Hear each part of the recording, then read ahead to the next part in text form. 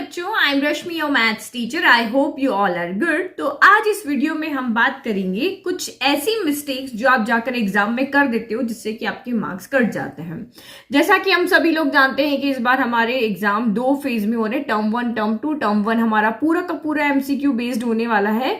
तो जब आप एमसीक्यू बेस्ड क्वेश्चन करोगे तो आपको ऐसी कौन सी मिस्टेक्स है जो नहीं करनी चाहिए एग्जाम में, कि आपको लाइक कि अगर आपके 50 क्वेश्चंस में से आपको 45 क्वेश्चंस बहुत अच्छे से आते हैं तो आप ये सोचोगे कि एटलीस्ट 45 क्वेश्चंस के हमें फुल मार्क्स मिले। लेकिन जब आप एग्जाम देकर के बाहर आओगे तो कहोगे कि नहीं, मैंने ये मिस्टेक्स कर दी और मेरे 45 क्वेश्चंस आते हुए भी मुझे उतने मार्क्स नहीं मिल रहे हैं जितने मुझे मिलने चाहिए।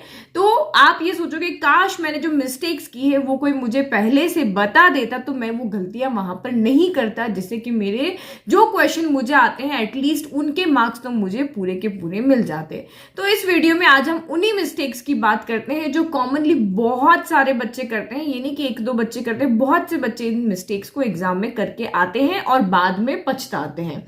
तो ऐसी कौन कौन सी मिस्टेक्स है जो आपको एग्जाम में नहीं करनी चाहिए, वही हम यहाँ पे बात करेंगे। तो फर्स्ट मिस्टेक की अगर हम यहाँ पे बात करें तो आप लोग यहाँ पे क्या करते हो, एग्जाम में क्वेश्चंस को पूरा नहीं करते। तो हमारी मिस्टेक नंबर 1 है कि आप एग्जाम में क्वेश्चन को पूरा ध्यान से नहीं पढ़ते हो।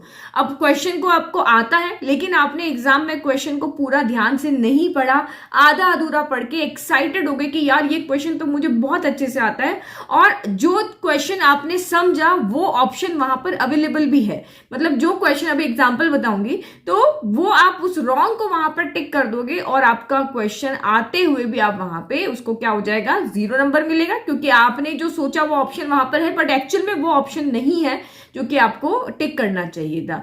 तो इस मिस्टेक की वजह से आपके यहाँ पर क्या होते हैं, आपने कर दिया, ओएमआर में आंसर फिल कर दिया और वो रॉन्ग हो गया और आपके मार्क्स वहां पर आपके कट गए। तो इतना एक्साइटेड नहीं होता है, 2-3 चीजों में आपको बिल्कुल पेशेंस रखना है, यानी कि क्वेश्चन आपको बिल्कुल पेशेंसली बहुत अच्छे से रीड करना है और उसके बाद में आपको अपना वहां पर आंसर टिक करना है। तो जैसे मैं आपको यहाँ पे एग्जाम्पल बताती हूँ कि when a die is thrown the probability of getting an odd number less than 3 is। तो ये क्वेश्चन है बट आपने क्वेश्चन को क्या पढ़ा, when a die is thrown the probability of getting an odd number, यहां तक पढ़ लिया, आगे का पढ़ा नहीं और आपने odd नंबर को आने की प्रोबेबिलिटी लिख दी। तो odd नंबर के आने की प्रोबेबिलिटी जो less than 3 है, less than 3 आपका एक ही odd नंबर होता है 1, तो आपका आंसर क्या होना चाहिए, यहाँ पर आपका आंसर यहाँ पर लेस देन 3 के लिए 1/6 होना चाहिए। लेकिन आपने सिर्फ ऑड नंबर पढ़ा है तो ऑड नंबर 1, 3, 5 होते हैं, तो आप 3/6 लिख कर आओगे, यानी कि 1/2 ऑप्शन सी को टिक करोगे बट एक्चुअल में ऑप्शन यहाँ पर क्या है, ऑप्शन ए है।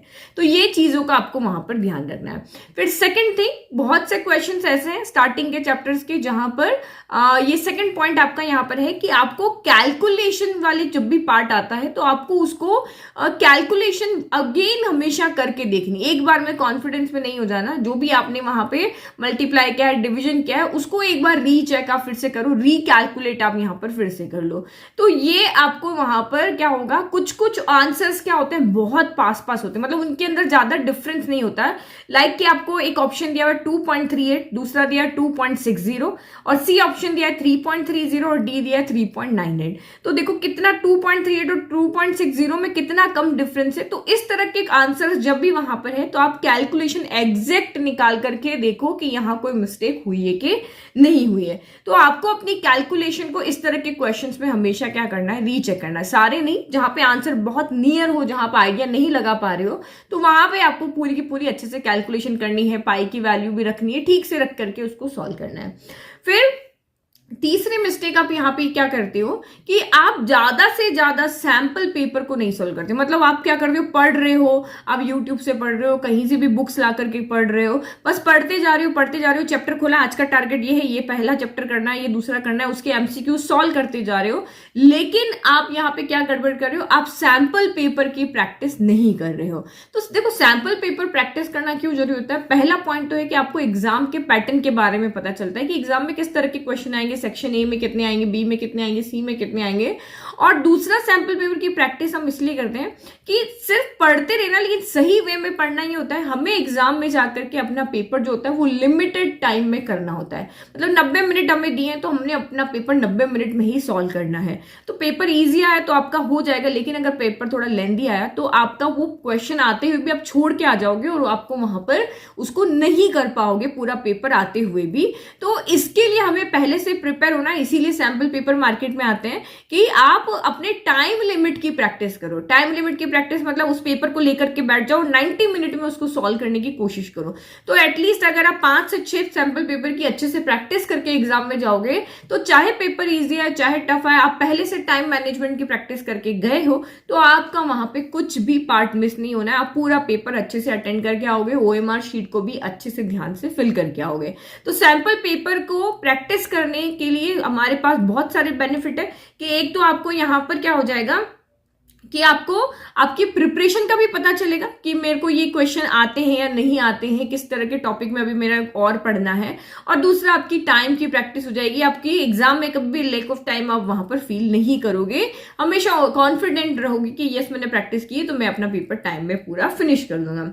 फिर नेक्स्ट मिस्टेक, आप जो फोर्थ मिस्टेक यहाँ पे क्या कर रहे हो कि आप लोग अभी सारे लोग बच्चे जो है वो सिर्फ और सिर्फ एमसीक्यूज पे ही फोकस कर रहे हो। यार ये चैप्टर निकाला इसके एमसीक्यूज करना शुरू कर दिया, जो चैप्टर निकाला उसके एमसीक्यूज करना शुरू कर दिया। आप एनसीईआरटी बुक को तो पूरा क्या कर रहे हो, साइड लाइन कर रहे हो, यानी कि ना थ्योरी पढ़ रहे हो ना आप उसके एनसीईआरटी बुक के जो छोटे छोटे क्वेश्चन है उसको सॉल्व कर रहे हो, क्योंकि इन क्वेश्चंस में से भी बहुत से डायरेक्ट क्वेश्चन आपके एग्जाम में आ जाएंगे। जो स्मॉल स्मॉल क्वेश्चंस हैं वहां पर ऑब्जेक्टिव क्वेश्चंस भी किन्हीं किन्हीं चैप्टर में है, तो इनको आप अच्छे से प्रैक्टिस करना है। तो कोई भी चैप्टर जब आप पढ़ना शुरू करते हो रिवीजन के लिए तो सबसे पहले आपको वहां पर क्या करना है कि ये थ्योरी और आप पढ़ना चाहिए और आपके कंसेप्ट एकदम क्लियर होने चाहिए। तो एनसीईआरटी बुक को चाहे थोड़ा जल्दी में निकाल लो, लेकिन एक बार उसको सॉल्व करके आप जरूर यहां पर देखो। तो सॉल्व जब आप उसको कर लोगे तो आपके कंसेप्ट भी क्लियर होते रहेंगे और कहीं से भी क्वेश्चन आएगा आप इजीली उसको कर पाओगे। तो इस बुक को नहीं छोड़ो, रिवीजन हमेशा एनसीईआरटी बुक से ही आप स्टार्ट करो।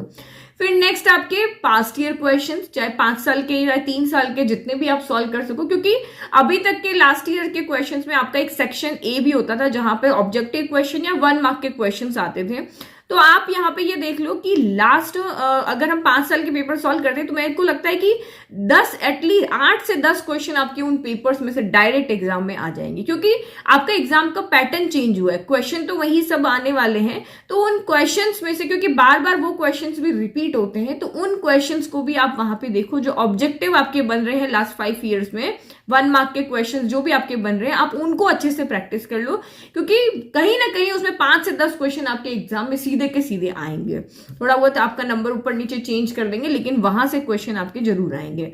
और लास्ट जो मिस्टेक आप यहाँ पे क्या करते हो कि आप ओएमआर पूरा पेपर तो आराम से सॉल्व करोगे, लेकिन जब आप ओएमआर फिल करने की बारी आएगी तो बहुत जल्दी मचाओगे, जल्दी जल्दी उसको भरोगे। लेकिन आप एक बात सोचो, आपकी ओएमआर शीट है ना, वही आपकी आंसर शीट है जो आपकी वहां पर जाएगी, मशीन से चेक होगी। तो ओएमआर शीट में जब आप कॉन्फिडेंट हो बहुत कि ये आंसर मेरा बिल्कुल राइट है, तो तभी उसको वहां पे बबल को फिल करना है। तो पूरे कॉन्फिडेंट होने के बाद में ही, चेक करने के बाद में ही उसमें आपको आंसर फिल करना है। तो ये चीजें आपको यहाँ पर ध्यान रखनी है। एक बार में ओएमआर शीट को ना तो गंदा करना है, ना फाड़ना है, ना इरेज करना है। बॉल पेपर आपको कहा है कि ब्लैक और ब्लू बॉल पेन का भी यूज कर सकते हो, तो सिर्फ आपको वही यूज करना है। जो ओएमआर शीट की बातें जो भी मैंने आपको बताई थी वो सारी आपको यहाँ पे ध्यान रखनी है। तो ओएमआर शीट को ये भी नहीं कि पहला पूरा पेपर सॉल्व कर लिया उसके बाद आप भरो, 5-5 क्वेश्चन सॉल्व करते रहो, भरते रहो। जो क्वेश्चन आप बीच में छोड़ रहे हो, क्योंकि सेक्शन ए में भी आपको 20 में से 16 करने हैं, बी में भी ऐसा ही करना है, तो कौन से 16 आप कर रहे हो, तो वो जो नहीं कर रहे हो उनका ध्यान रखना कि ऊपर नीचे आप उसको ना भर दो, क्योंकि जो फर्स्ट 16 आपके राइट फिल होंगे, जो फर्स्ट 16 आपके राइट होंगे, जो आपके फर्स्ट 16 आप भरोगे ना वही आपके चेक होंगे। तो ये नहीं कि मैंने 1 से 20 भर दिए तो इसमें से जो सही होंगे वो चेक हो जाएंगे, ऐसा नहीं होगा। जो फर्स्ट 16 आपके टेबल में जब आप वहां पर देखोगे, 1 से 20 में से आपने जैसे 5 वाला छोड़ दिया, या फिर आपने 15 वाला छोड़ दिया, तो या फिर आपने 20 वाला छोड़ दिया, तो उसमें से जो 16 होंगे लाइन के अंदर, वही 16 आपके यहाँ पर चेक होंगे।